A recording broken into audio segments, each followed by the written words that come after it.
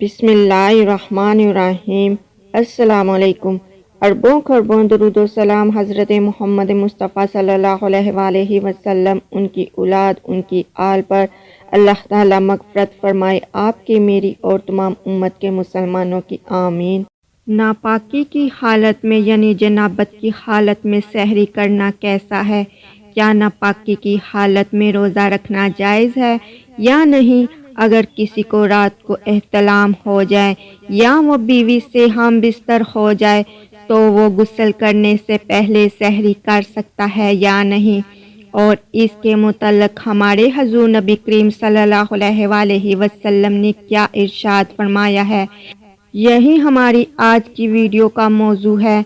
تو محترم ناظرین، سحری سے مراد وہ کھانا ہوتا ہے جو انسان رات کے آخری حصے میں تناول کرتا ہے، اور اسے سحری اس لیے کہا گیا ہے کہ رات کے آخری حصے کو سحر کہتے ہیں، اور یہ کھانا اسی وقت میں کھایا جاتا ہے۔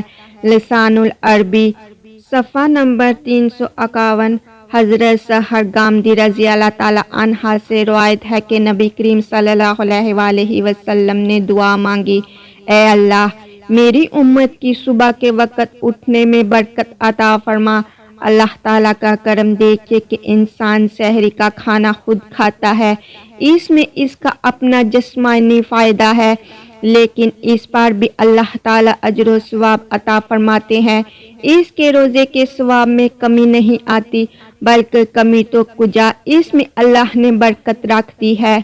سحری رمضان المبارک کا بہت عظیم عمل ہے، لیکن عام دیکھنے میں یہ آیا ہے کہ بہت کم لوگ اس کی فضیلت سے واقف ہیں۔ ناظرین گرامی، آئیے احادیث مبارکہ کی روشنی میں سحری کے فضائل اور چند ضروری مسائل کو دیکھتے ہیں۔ حضرت انس بن مالک رضی اللہ تعالی عنہ سے روایت ہے کہ نبی کریم صلی اللہ علیہ وآلہ وسلم نے فرمایا، سحری کا کھانا کھاؤ کیونکہ اس میں برکت ہے۔ صحیح البخاری۔ سحری میں برکت ہے، یہ حدیث ہم بار بار سنتے ہیں، لیکن آخر اس کا مطلب کیا ہے؟ آئیے اسے بھی جان لیتے ہیں۔ ایک چیز مقدار میں کم ہو لیکن اس کا فائدہ زیادہ ہو، اس کو برکت کہتے ہیں۔ جیسے قرآن کریم کے الفاظ کم لیکن اس پر ملنے والا اجر و ثواب بہت زیادہ ہے، اسی لیے قرآن کریم کو وَهَٰذَا کتاب انزلہ مبارکہ کہا گیا ہے۔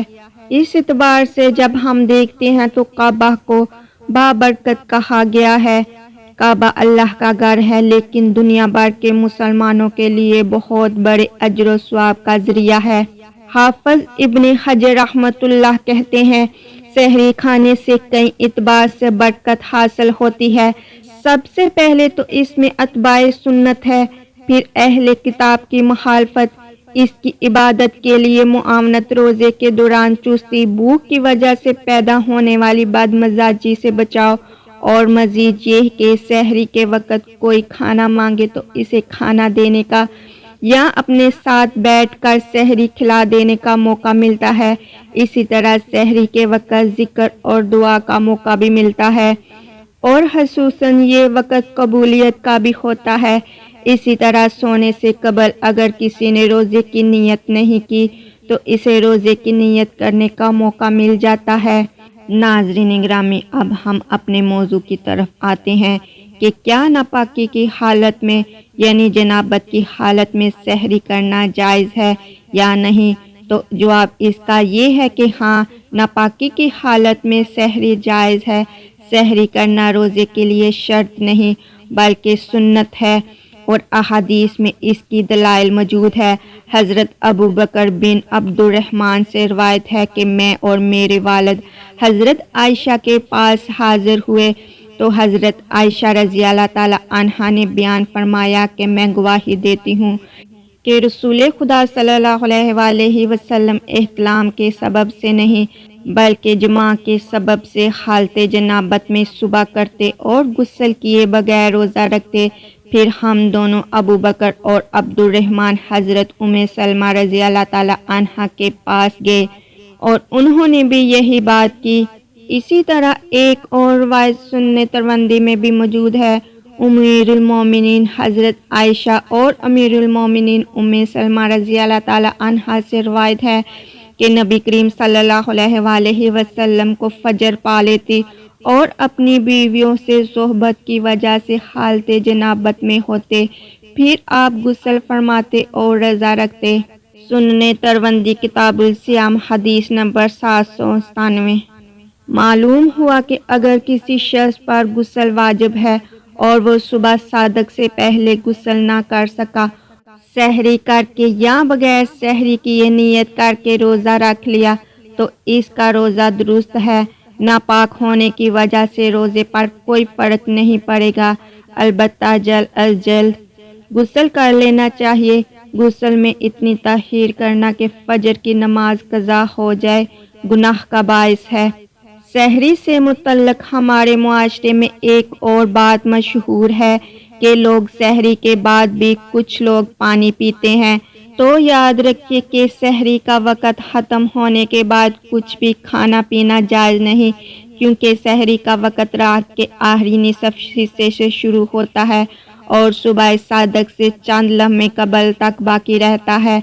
حضرت زید بن ثابت رضی اللہ تعالی عنہ سے مروی ہے کہ ہم نے حضور نبی کریم صلی اللہ علیہ وآلہ وسلم کے ساتھ سحری کھائی، پھر آپ نماز کے لیے اٹھے۔ راوی کہتے ہیں میں نے ان سے دریافت کیا اذان اور سحری میں کتنا وقفہ تھا، یعنی حضور نبی کریم صلی اللہ علیہ وآلہ وسلم نے اذان سے کتنی دیر قبل سحری کی تھی؟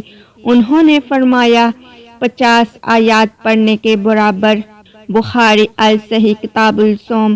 تو ہمیں بھی چاہیے کہ اپنی سحری صبح صادق سے پہلے ختم کر لے۔ اس کے ساتھ آپ کو یہ بھی بیان کرتے چلیں، جنابت کی حالت میں لوگوں سے ملنا، کھانا پینا اور سونا جائز ہے۔ حضرت حذیفہ رضی اللہ تعالی عنہ کہتے ہیں کہ رسول خدا صلی اللہ علیہ وآلہ وسلم نے جب اپنے صحابہ میں سے کسی آدمی سے ملتے تو اس کے جسم پر ہاتھ پھیرتے اور اس کے لیے دعا کرتے تھے۔ ایک دن صبح کے وقت آپ صلی اللہ علیہ وآلہ وسلم کو دیکھ کر میں کترا گیا، پھر آپ کے پاس اس وقت آیا جب دن چڑھ آیا تو آپ صلی اللہ علیہ وآلہ وسلم نے فرمایا میں نے تمہیں دیکھا تو تم مجھ سے کترا گئے۔ میں نے عرض کیا میں جنبی تھا، مجھے اندیشہ ہوا کہ کہیں آپ مجھ پر ہاتھ نہ پھیرے، تو رسول خدا صلی اللہ علیہ وآلہ وسلم نے فرمایا مسلمان ناپاک نہیں ہوتا۔ اس حدیث پاک سے ثابت ہوا جنابت، حیض اور بول و براز سے انسان نماز وغیرہ کے قابل نہیں رہتا۔ یہ معنی پلید ہیں۔ ظاہراً انسان خصوصاً مسلمان پاک رہتا ہے، مندرجہ بالا حالات میں اس سے ملنا جلنا، اس کے ساتھ کھانا پینا، اس کا ہر قسم کے کام کاج کرنا جائز ہے، کوئی فرق نہیں پڑتا۔ اس کا جھوٹا کھایا پیا جا سکتا ہے، وہ کسی چیز میں خار ڈال دے مثلاً پانی وغیرہ میں اور ہاتھ کو ظاہری نجاست بھی نہ لگی ہو تو وہ چیز پاک رہے گی۔ اسی طرح ناپاکی کی حالت میں سونا بھی جائز ہے۔ حضرت عمر فاروق رضی اللہ تعالی عنہ نے سرکار دو عالم صلی اللہ علیہ وآلہ وسلم سے عرض کیا کہ مجھے رات کو جنابت لاحق ہوتی ہے، یعنی احتلام یا جماع سے غسل واجب ہوتا ہے۔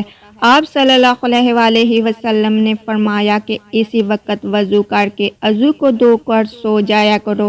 ناظرین گرامی، اگر آپ کو میری یہ معلوماتی ویڈیو پسند آئی ہو تو میرے چینل کو سبسکرائب کر دیں، لائک اور شیئر بھی کر دیں۔ اللہ تعالیٰ آپ کا حامی و ناصر ہو، آمین۔